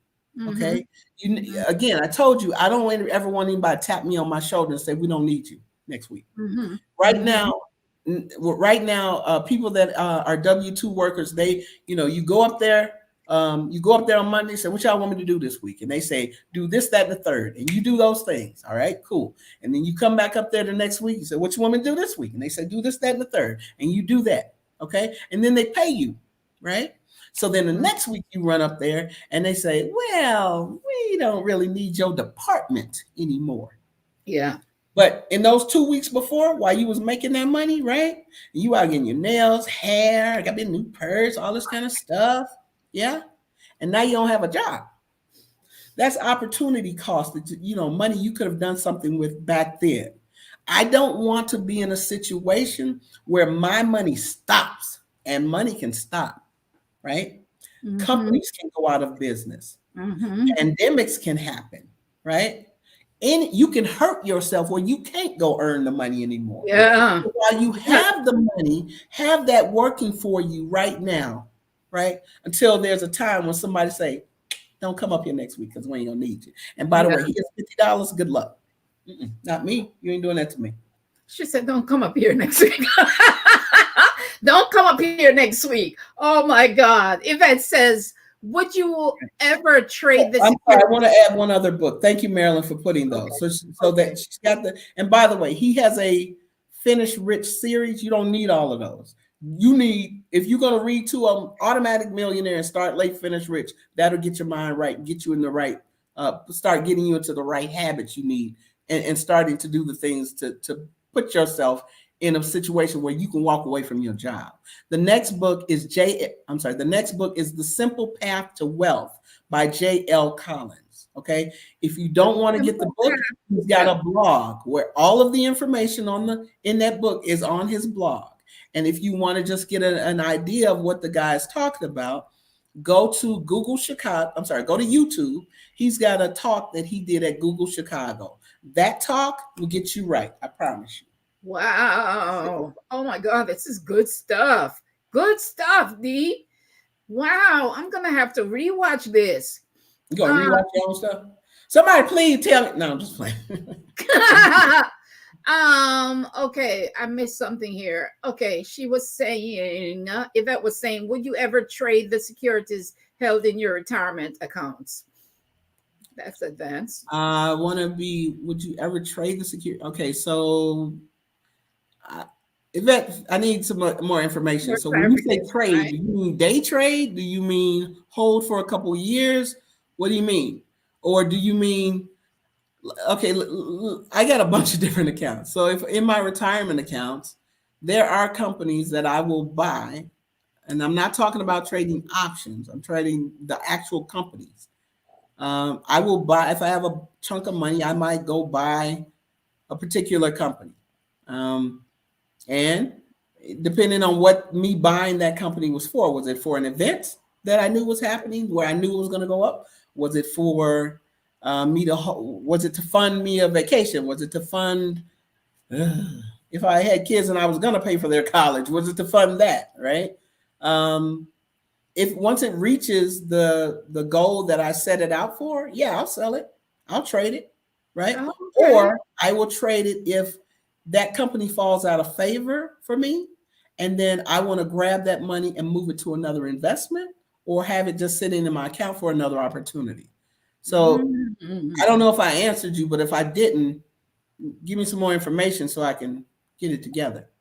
And Okay. and if you're and can do and trading in your retirement accounts. If you're talking about trading options, you cannot do that in your retirement accounts. Some accounts have another thing attached to it called brokerage link. Brokerage link will allow you to purchase other, don't say assets, other funds and other companies that are not available to you within the list of things that they allow you to invest in your retirement, in your 401k or 403b plan. So brokerage link is attached to it, so you can take a certain amount of money from here. Oh God, I'm doing this like stick people or something.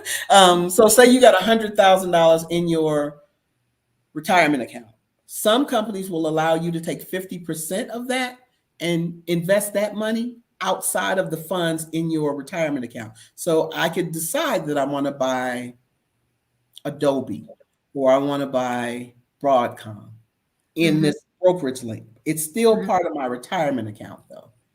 So you can invest in more things from brokerage link if you have that attached to your plan.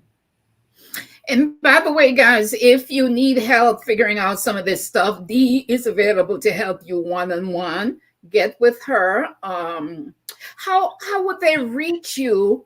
So if you go to I have a Calendly link. I don't have it right here, but if you go to my YouTube channel, it is in the description of my channel. Perfect. And I also list it at the end of all of my videos. You can book time with me. I can help you. I told you could set up your accounts yourself. However, if you want additional help in understanding how to read what you're looking at, a lot of people have 401ks or retirement plans that don't look at them, and they don't know how to look at them, and they don't know how to get in them. Right. So I have sat with people and explained to them what an expense ratio is, what you need to be looking at, where the gains are, if their funds are underperforming, what is within the funds that they actually hold. I will sit with you and go through your entire accounts if you want and show you what those things are and what the important things are for you to do. Once I do that, I don't want you to come back to me for that. No. What I'm saying is I want to teach you how to look at your own things so that nobody ever has to teach you what you're looking at, or no one has to. I ask a lot of people, well, what do you have in your 401k? That's not the answer. You need to know what you're holding, right? You need to know what those funds are invested in. You don't have to know down to funds hold like maybe 5,000, 1,000 companies, 500 companies within it. You don't need to know all of them, but you need to know some of the major companies or what the major holdings are within that fund, right? You need to know if it's passively managed, if it's actively managed. You need to know the fees that are involved. All those things. Those things matter because while I'm sitting here, I don't want to be sitting here at age 35 and then I get to 40 and 45 and I've never looked at any of these things and my funds have been underperforming, right? So then when you think, I'm gonna be able to retire next year, and you look at your money, no, you're not. You're gonna work 10 more years because you haven't been tracking, or not tracking, or at least tweaking the funds that you're in so that they're performing the way you want them to be performing, or protecting yourself at least as well, rather, so that you're preparing to be able to be retired when you want to retire, that you're not having to extend working because you have to. Okay. Trade the securities held in. Oh, that's the same question. Okay, let's see what else says after that.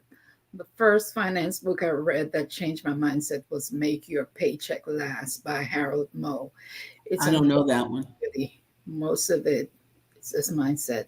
This is a lot of good information, you guys. I hope you please subscribe to the Big Up Yourself channel. We talk about human interest stories in here, and we big up ourselves for the courage it takes to survive and make it through this life. Please give us a subscribe and like and comment and share. Thank you.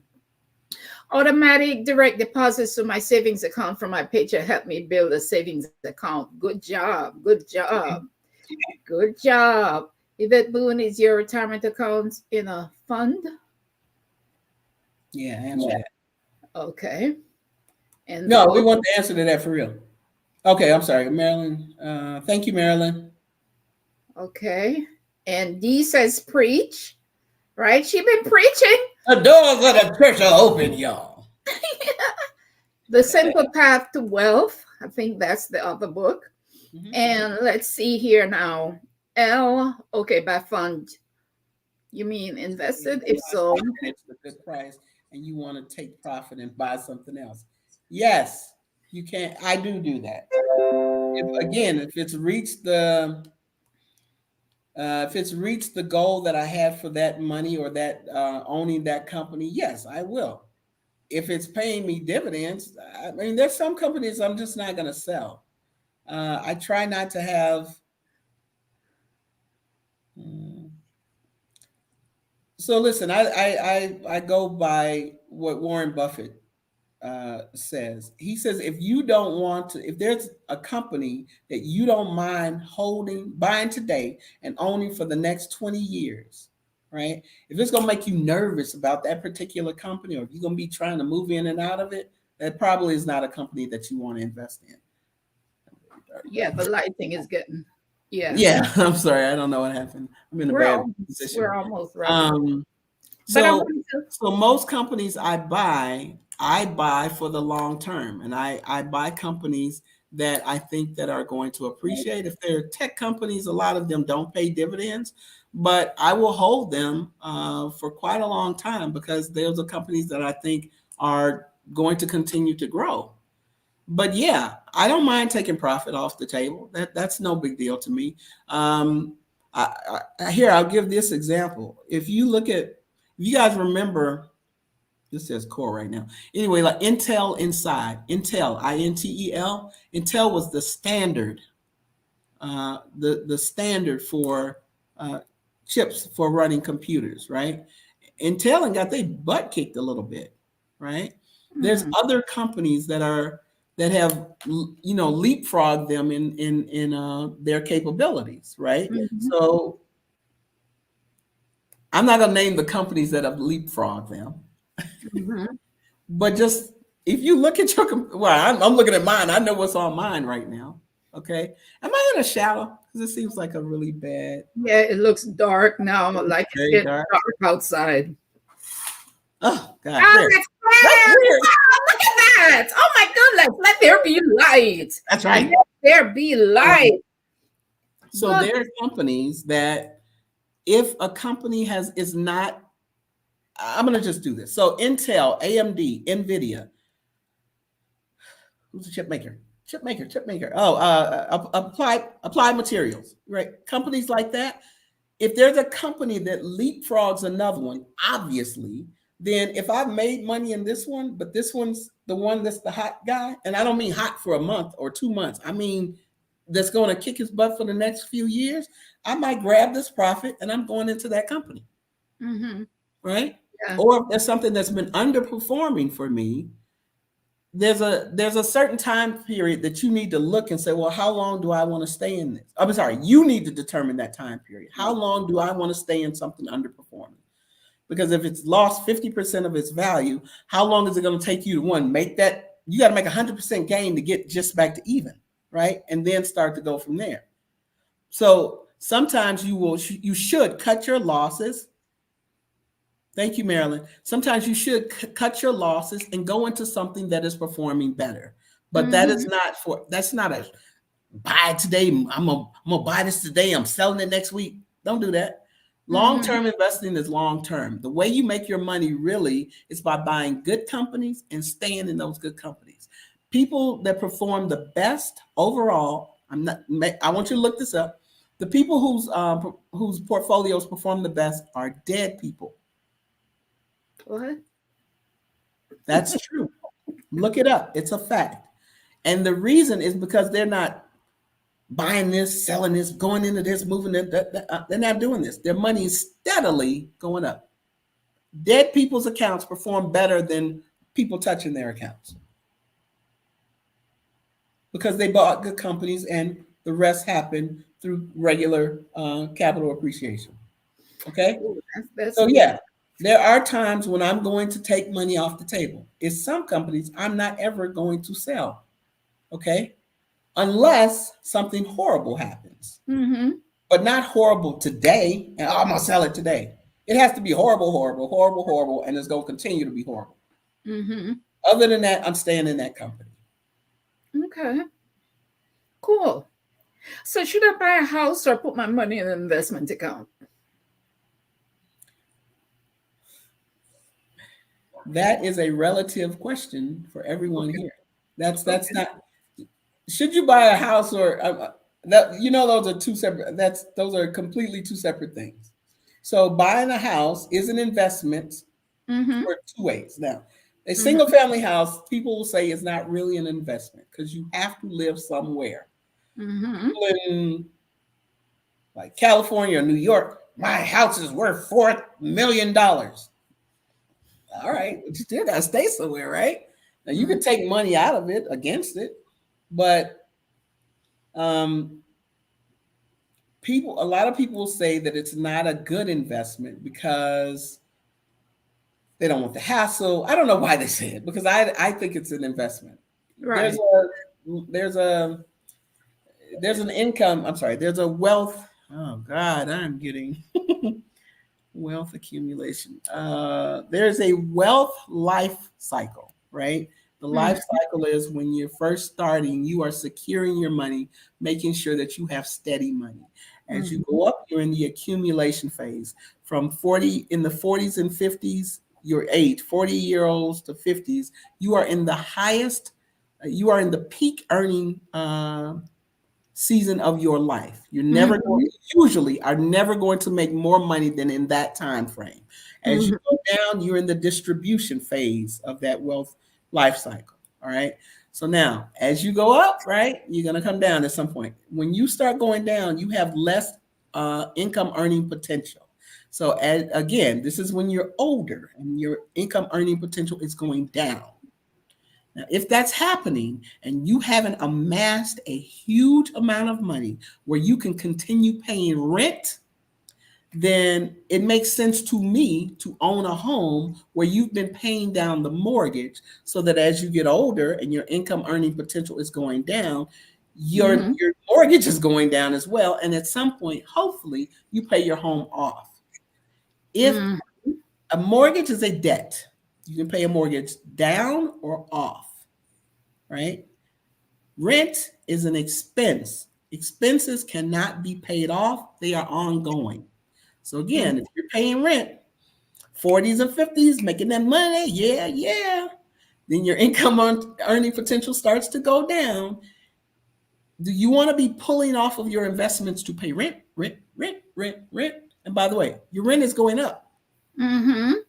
So you need to decide for yourself if you want to be in a position where when you're 50, when you're 60, 70 years old, if you want to be trying to pay a monthly rent that's going Mm-hmm. up, or if you want to be in a house that is being paid down or has been Mm-hmm. paid off, and now all you have to do is pay your water bill, Electric. your taxes. I mean, to maintain the house, your water and your taxes, right, and your utilities.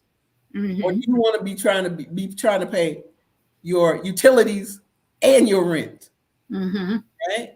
Mm-hmm. And when you have the person that owns your property says, "Yeah, the taxes went up, the water bill's going up, your rent is going up. Mm-hmm. People are moving in, the neighborhood's getting better, your rent is going up. Mm-hmm. Um, we got to pay the fire department and the police department, taxes are going up, your rent is going up." No, Mm-hmm. Okay. really make the best investors with inactivity and lack of bias working in their favor. They just might. If you want to be an above average investor, okay, I'm sorry, I started that in the middle, but what she's saying is correct. Dead people outperform living people's investing. There's some education there today. All right. So I think we were supposed to do 5 tips for beginner investors. I think we've gone through most of them, right? Um, One, start now. Faster One, you start, start the better, now. and that's for someone older or younger. Mm-hmm. The longer your money is in the market, the better for you. Mm-hmm. Second, educate yourself with books like The Automatic Millionaire, Start Late, Finish Rich, and The Simple Path to Wealth, Intelligent Investor, Mm-hmm. Millionaire Next Door, those things, right? Start small by paying yourself first. Mm-hmm. Pick a percentage or dollar amount and have that automatically taken out of your check so that you don't, um, oh, yeah, so that you don't even have a chance to touch that money. Excuse me. Oh, look at Danielle. Oh my goodness. Danielle, how much of a gain should we expect to earn on our 401k annually percentage? That's kind of broad. That's a broad one. That's a tough one too. There's, I'll say this: the average annual return is 10% in the stock market. So if you're getting 12, 14, 16, 19, 20, you're beating the market. Good. Mhm. If you are in a plan that's doing you 3 and 4 and 5%, you're underperforming. So Mhm. those are the kind of things that I will go through people's. I'm sorry, my. I will go through people's accounts with them and kind of help them. I don't pick them for them. I show Yeah. them what's happening and show them what's in it, and let them make the decision about what they want to do with their money. I am always of the mindset that I want to be outperforming the market. So the answer is, if you're gaining more than 10%, you're beating the market. Mhm. Okay. Wow, what a time this has been, Dee. You have given us so much to think about, so much to work with. And once again, guys, if you need further assistance, Dee is available to you in the description box of her channel.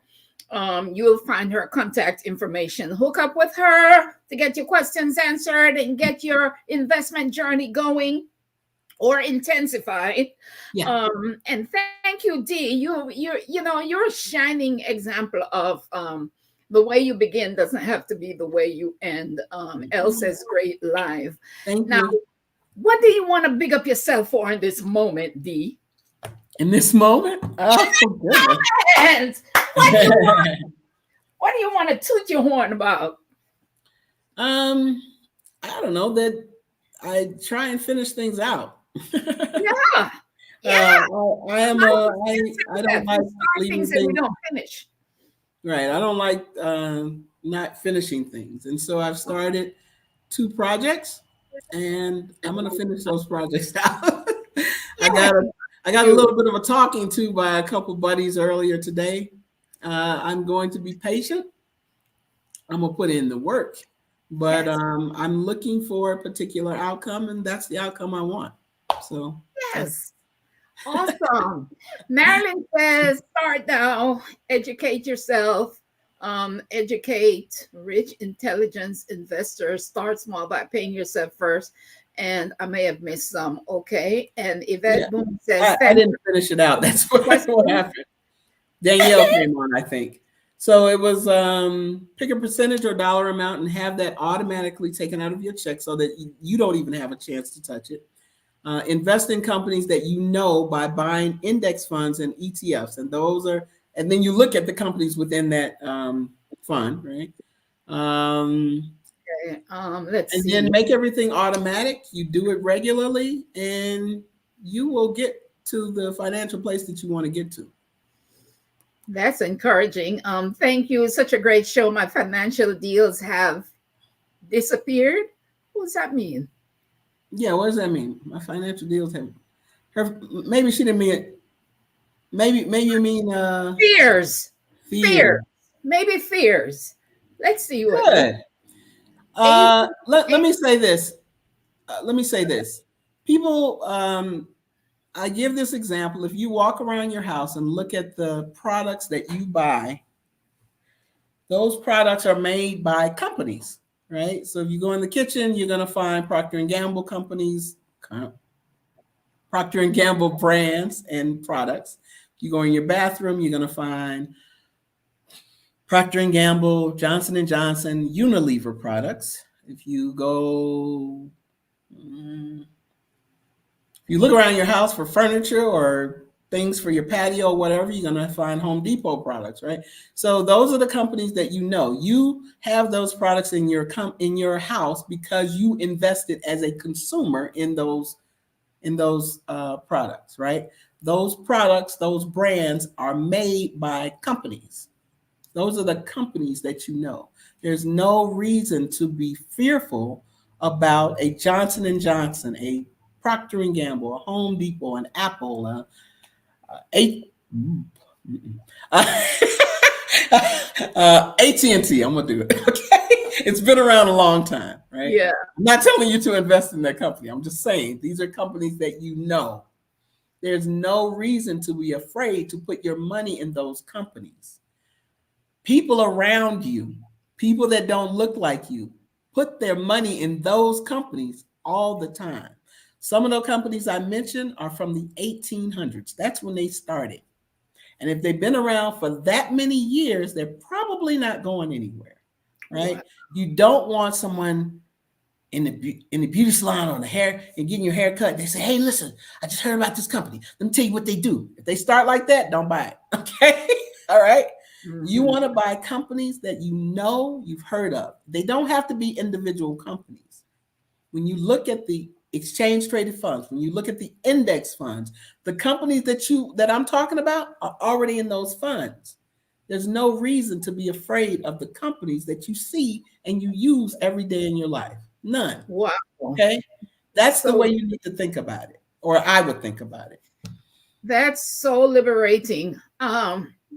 Thank you for that. Thanks for liking, sharing, and subscribing. Subscribe to both channels, guys, if you have not done so yet. Subscribe to Big Up YuSelf. Too. Go there, please. Check out my videos. And by the way, let me say something. I am changing my channel. My videos have been a little kind of iffy, but I am changing the way I do things, and I'm upping my game for this year for sure. Right? My content is good. The information is good. Yes, it's good. The way it's delivered may not be that great, or not that polished, but I'm gonna get there. I promise you that. It don't have to be polished. It's good. All right. Wow. So we've done awesome. We've done awesome. I want to thank you all for watching, and thank you for liking, subscribing, commenting, and it's been real, right? Mm-hmm. But thank you, Dee. Thank you for finally it to the Big Up stage, and can't thank you enough. And that's it, guys. All right. Thank you. Have a great one. All right. Guys, we'll see you on the next episode of the Big Up YuSelf show. Big up yourself. Big up. Say it again. Big up yourself. I love it. I love it. Thanks, Dee. All right. Have a great one. Thank you. Bye-bye.